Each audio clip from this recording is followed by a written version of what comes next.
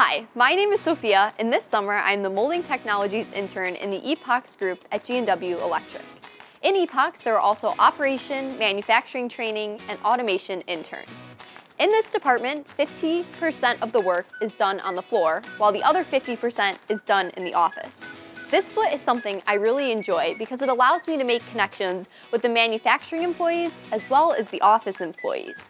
The manufacturing employees' insight into our projects is super valuable as they see this process each and every day. This building is where our process for the product begins, and there's a lot of exciting things happening in there. Let us go in and see. The first thing I do in the morning is I head to my desk and review any emails or meetings that pertain to the day. Then I run 2 reports, one which understands the previous day's scrap and one that represents the total scrap for the month. These reports are presented at the morning meeting, which include all engineers, planners, and manufacturing supervisors. This is a great way for everyone to be on the same page and understand our current progress on the manufacturing floor. Throughout the day, the other EPOX interns and I work on many projects both in the office and on the floor. This summer, I have worked on many projects which work to improve cleanliness, cost of quality metrics, surface treatments, and so much more. This is Brenna, our automation intern in the EPOX department. She works on PLCs and HMIs, which automatically run many of the processes out on the floor.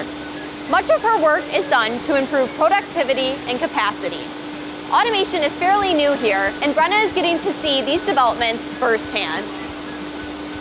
One part of the internship that I really enjoyed is getting to work with other interns. In EPOX alone, there are 4. It has been really interesting to get to meet students from different schools and majors and bring our own academic backgrounds to the projects. Another great part of the internship is getting to work with the supervisors and managers.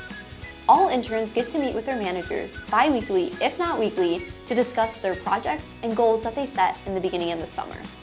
All full-time employees are more than willing to help the interns and want to get them involved so that they can succeed in their position.